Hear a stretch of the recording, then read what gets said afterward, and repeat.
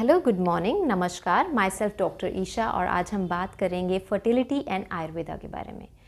Fertility क्या है? When after trying for conception you conceive and deliver a very healthy baby, that is fertility. Infertility क्या है? अगर 1 साल के रेगुलर इंटरकोर्स के बाद भी ड्यू टू सम रीज़न्स जो है आपका कंसेप्शन जो नहीं हो पाया, तो वो ड्यू टू सम रीज़न्स, जो रीज़न्स हैं जिनके कारण कंसेप्शन नहीं हो पाता है, उन रीज़न्स को हमें जानना होता है एंड उनकी ट्रीटमेंट होती है। अभी तक मैं अपने वीडियोस में बहुत तरह के आपको डिजीज़ बताती आई हूँ जिसके कारण इनफर्टिलिटी होती है, चाहे पॉलीसिस्टिक ओवेरियन डिजीज़ कह लीजिए, चाहे चॉकलेट सिस्ट कह लीजिए, चाहे फैलोपियन ट्यूबल ब्लॉकेज कह लीजिए। इस तरह की मल्टीपल चीज़ें हैं, बट इन सब मल्टीपल चीज़ों के पीछे भी जस्ट सिंगल एक रीज़न है, एक कारण है, एंड वो बहुत बेसिक है, and that is hormonal imbalance. अगर हम इस हार्मोनल इम्बैलेंस पे ही ध्यान दे लेते हैं तो हमें किसी तरह के कोई इश्यूज़ फर्दर फेस नहीं करने पड़ते हैं। लाइक पीसीओडी है, जब क्रॉनिक हार्मोनल इम्बैलेंस बहुत देर से रहता है तो एक उसमें से पीसीओडी हो जाता है, जहाँ पर कि फॉलिकल बनता तो है, बढ़ता भी है, लेकिन वो साइज से बड़ा भी हो जाता है, लेकिन वो रप्चर नहीं करता तो फॉलिकल अवेलेबल नहीं होगा, एग नहीं होगा तो प्रेगनेंसी नहीं होगी। इस तरह से हर महीने एक सिस्ट तैयार होती जाएगी ओवरी के अंदर, ओवरी बल्की हो जाएगा, अल्ट्रासोनोग्राफी में बल्की ओवरी आएगा। मल्टीपल सिस्ट यानी कि पॉलीसिस्टिक का रीज़न क्या? हार्मोनल इम्बैलेंस, क्योंकि कुछ हार्मोन्स जो हैं वो इम्बैलेंस्ड हैं, जिसके कारण वो उसको प्रॉपर हार्मोन नहीं मिलता और ओवुलेशन नहीं होती है, और इन्हीं के कारण एंडोमेट्रियम जो झिल्ली है वो भी अच्छे से नहीं बन पाती है। सेकेंडली चॉकलेट सिस्ट, जैसे कि एंडोमेट्रियोमास में हम कहते हैं ईस्ट्रोजन बढ़ जाता है, हार्मोन बढ़ जाता है, जिसके कारण एंडोमेट्रियम जो है वो जगह जगह पे अलग अलग नामों से, अगर एंडोमेट्रियम एक्स्ट्रा यूट्रस की वॉल में हो गई तो यूट्रस बल्की हो जाएगा और उसको हम बोल देंगे एडिनोमायोसिस, बहुत पेनफुल पीरियड्स होंगे, इस तरह की बहुत सी चीज़ें होंगी।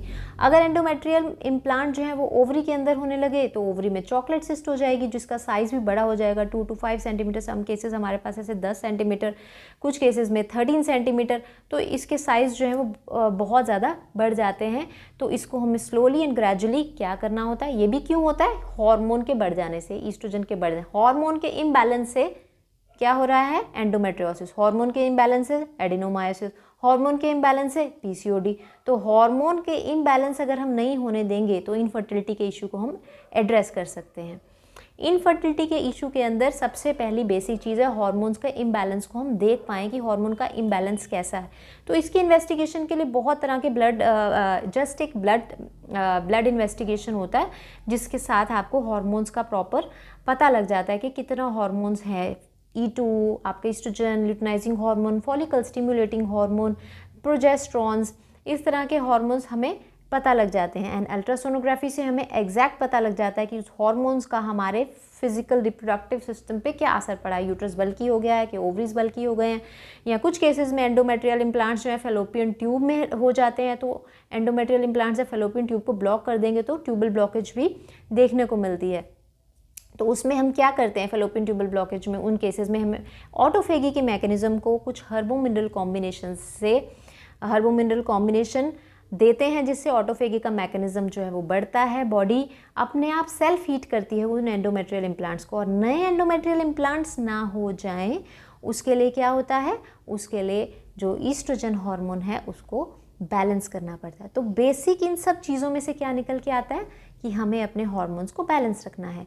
घर बैठे कैसे पता लगे कि हमारे हार्मोन्स जो है वो इम्बैलेंस्ड हैं? सबसे बेसिक चीज़ जो है वो है, जस्ट आप देखेंगे कि आपके डाइजेशन में कुछ इश्यूज़ होंगे। यहाँ तो आपको बहुत ज़्यादा भूख लग रही है, यहाँ आपको बहुत कम भूख लग रही है, या तो आपको बेल्चिंग की प्रॉब्लम है, बार बार खट्टी डकारें आ रही हैं, या आपको गैस्ट्रिक इश्यूज़ हैं, या आपको गैस्ट्रिक इश्यूज़ इतने ज़्यादा हैं कि माइग्रेन होने लग रही है, सिर में दर्द हो रही है, और या तो आपको बहुत ज़्यादा खाने को मन कर रहा है, या एंग्जाइटी इश्यूज़ हैं, स्ट्रेस इश्यूज़ हैं, मूड फ्लक्चुएशंस बहुत ज़्यादा देखने को मिल रहे हैं, ब्लोटिंग हो रही है, एकदम से वेट गेन हो रहा है, या वेट बहुत रिड्यूस हो रहा है, तो थायराइड के इश्यूज़ हैं। अगर पीसीओडी आपको बहुत पुराना हो जाता है तो डायबिटीज़ के इश्यूज़ भी देखने को मिल सकते हैं। तो बेसिकली जब भी हार्मोन्स इम्बैलेंस होंगे वो ना केवल आपके फर्टिलिटी को हैम्पर करेंगे, बेबी के इश्यूज तो होंगे ही होंगे, साथ में आपकी बॉडी में बहुत सारे ऐसे चेंजेस होंगे जो आपकी बॉडी की लाइफ जो आप अच्छा सा जीना चाह रहे हो, एक हेल्दी लाइफ अटेन करना चाह रहे हो, वो नहीं हो पाएगी। तो not only for your baby, in hormones को बैलेंस करना हमारे अपने लिए भी बहुत ज़्यादा आवश्यक है। हार्मोन्स को बैलेंस करने के लिए सबसे अच्छा हेल्दी लाइफस्टाइल हमेशा बताती हूँ, raw fruits and vegetables diet, exercise is proper, exercise कैसी, जिससे आपका रेस्पिरेटरी रेट भी बढ़े, साथ में आपकी स्वेटिंग भी हो, दैट मच एक्सरसाइज आपको चाहिए अगर आपको हार्मोन्स का बैलेंस अटेन करना है। स्वेटिंग हो रही है, दैट मीन्स आपका exercise is well and good, अच्छी एक्सरसाइज की है जिससे आपकी स्वेटिंग हो रही है, बॉडी के टॉक्सिन्स रिमूव हो रहे हैं।